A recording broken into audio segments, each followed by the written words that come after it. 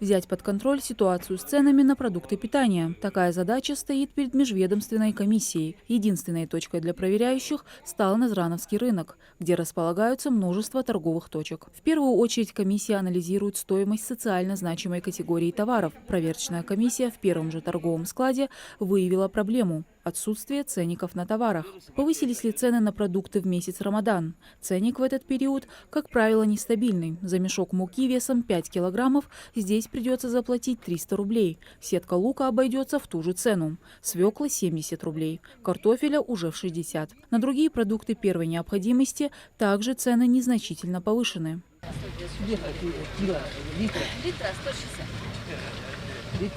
160, от тех 150, 140 мамы.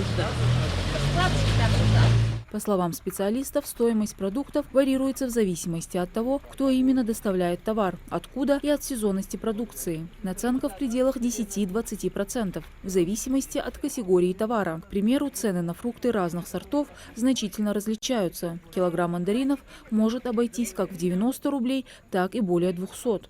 Цены на гранату, хурму, груши и ананасы также различаются. Связано это с тем, что поставщики не местные. Это же привозят они, это же не местные продукты. Они привозят с Нальчика, с Дагестана.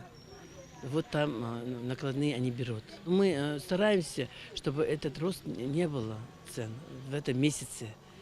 Поэтому с первых дней Рамадана мы проверяем каждый день цены. Проверочная комиссия следит за тем, чтобы весь товар соответствовал предусмотренным нормам и стандартам. Любые факты необоснованного роста цен будут пресекаться. В целях сдерживания цен на территории города Назрань, на прилегающей территории ГДК будет организована сельскохозяйственная ярмарка совместно с местсельхозом по реализации товаров народного потребления.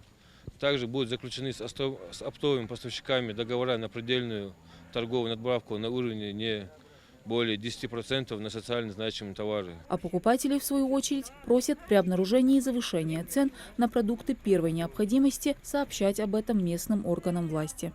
Мадина Цора, Мухаммад Индиев, Магаз 24.